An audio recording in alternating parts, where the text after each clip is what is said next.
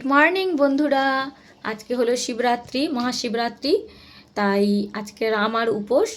আর আমার উপোস হলে কী হবে, সোনাই আর সোনাইয়ের বাবার তো খাবে দুপুরবেলায়। তার জন্য আমি সকাল সকাল রান্না বসিয়ে দিয়েছি। আপাতত ডাল আর ভাত এখন বসিয়ে দিয়েছি, এটা হোক, তারপরে দেখি আর কি বানাই। ঠিক আছে, তারপরে বিকেলবেলা আবার যেতে হবে মন্দিরে জল ঢালতে। তো তাড়াতাড়ি করি, উপোস করে আছি তো, মানে শরীরটা ঠিক দিচ্ছে না, আজকে চলছে না।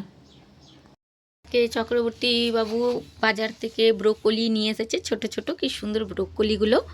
তো আমি বললাম যে তাহলে আজকে ব্রোকলি দিয়ে, গাজর দিয়ে, আলু দিয়ে তরকারি করে দিই, আর ডাল তো বসিয়েছি। তো বলল যে আজকে আর কিছু করার দরকার নেই, আর এমনি আমি উপোস করেছি, ভালো লাগছে না শরীরটা। কালকেও অনেক ঘুরেছি, একটা জায়গায় গেছিলাম, এক বান্ধবীর ননদের বাড়ি ঘুরতে গেছিলাম। তো সকাল থেকে একটু বেশ টায়ার্ড লাগছে। তো বলল যে কিছু করতে হবে না, ডাল যখন করেইছো তাহলে গরম গরম বেগুন ভাজা করে দাও। বেগুন রয়েছে, এটা সেই দাদা দিয়ে গেছিলো, ওর গাছের জমিতে বেগুন গাছ লাগিয়েছিল, তো বেগুন হয়েছে, সেই বেগুন একটা রয়ে গেছে। তো বললো যে তাহলে বেগুন ভাজাই করে দাও, বেগুন ভাজাতে আমাদের খাওয়া যাবে। সোনাইও বললো যে হ্যাঁ, ডাল ভাত আর গরম গরম বেগুন ভাজা দিয়ে আমাদের হয়ে যাবে। তো ব্রোকলি আর করতে হবে না আজকে, দেখি তাহলে কালকে বানাবো একটা। ঠিক আছে, আমি তাহলে তাড়াতাড়ি করে নিই। এই হয়ে গেছে আমার বেগুন ভাজা, বেগুন ভাজা করে রেখে দিলাম। ডাল ভাত আর বেগুন ভাজা দিয়ে ওদের এইবেলা খেয়ে নেবে। আর একটু পাঁপড় ভেজে দেবো, পাঁপড় ভাজা, বেগুন ভাজা আর ডাল। শিবরাত্রির উপাস করে আছি, এখনও যাইনি জল ঢালতে, কারণ 5টার সময় তো শিব চতুর্দশী লাগলোই। তো একটু পরে যাব জল ঢালতে। সোনাই গেছে টিউশন, ও এলে তারপরে আমি যাব জল ঢালতে। তো আমি এক গাদা জামা কাপড় নিয়ে বসেছি ভাঁজ করতে। এই দেখো জামা কাপড়গুলো সব রয়েছে, কালকে গেছিলাম ঘুরতে, তো সেই কাপড় চোপড় সব ধুয়ে দিয়েছিলাম আজকে। সেই কাপড় চোপড়, তারপরে আগের সব জামা কাপড়, ওর সোয়েটার, এগুলো সব বসে বসে এখন ভাঁজ করব, করে তারপরে আমি রেডি হব মন্দিরে যাওয়ার জন্য। এই যে আমি হয়ে গেছি রেডি, এখন মন্দিরে যাব। বেরিয়ে গেছি, মন্দিরের কাছাকাছিই চলে এসেছি। সোনাই আমার পিছনে পিছনে আসলো, এই ভিডিওটা বানাচ্ছিল। এই যে মন্দিরে ঢুকলাম, মন্দির বেশ ফাঁকাই ছিল, বেশি লোকজন ছিল না, কারণ আমি একটু রাত করেই এসেছি। 10টা বাজে, 10টার সময় এসেছি, তো মন্দির প্রায় ফাঁকা। একজন শুধু এসেছিলো পুজো দিতে, আমি আর ওই ছিলাম। আমি এখন এটা রেডি করছি, দুধের মধ্যে কর্পূর, ঘি, অবরু, এগুলো সব একসাথেই মিলিয়ে নিচ্ছি, কারণ আমার তো আর 4 প্রহরের জল ঢালা হবে না। মন্দিরে এসেছি যখন, 1 প্রহরেই জল ঢেলে দেবো, 4 প্রহরেরটা। তাই সব একসাথেই দুধের মধ্যে মিলিয়ে নিলাম।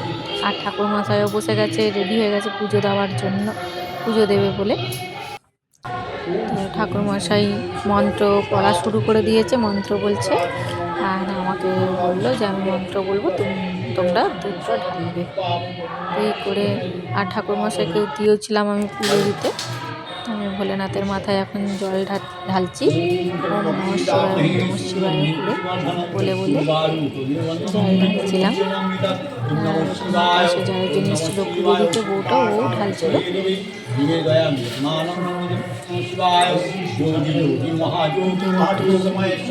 ঘিটা লেগেছিল ইয়ের মধ্যে, ঘিটা আমি মাখিয়ে দিলাম শিবলিঙ্গের মধ্যে।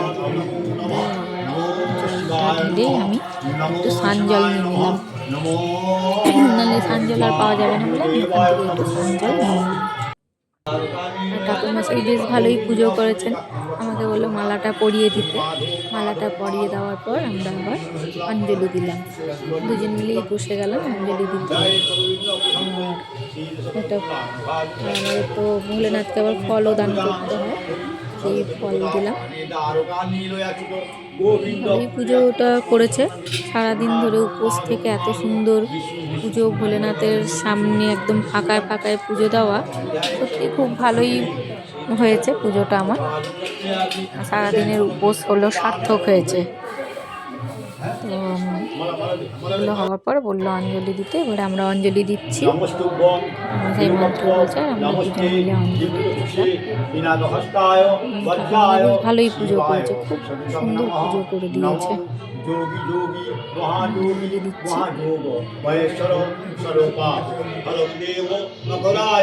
অঞ্জলি পর্ব মেটার পর সোনাই একটু ফটো ক্লিক করলো ভোলেনাথের মন্দিরের। তো ফটো ক্লিক করার পর এবার আমি ধূপকাঠি জ্বালিয়ে ততক্ষণে একটু আরতি সেরে নিলাম, আরতি করছি। ঠাকুরকে একটু ধূপকাঠি দেখিয়ে যে বাইরে নন্দী মহারাজও বসেছিল, নন্দী মহারাজকেও একটুখানি ফুল বেলপাতা দিলাম, ধূপকাঠি দেখালাম, আরতি করলাম। করে নন্দী মহারাজকে না দিলে চলে, ভোলেনাথের সামনেতে নন্দী মহারাজেরও তারও তো একটা প্রাপ্য আছে, তাই তাকেও ফুল বেলপাতা দিয়ে একটুখানি সাজিয়ে দিলাম, তাকে নমস্কার জানালাম।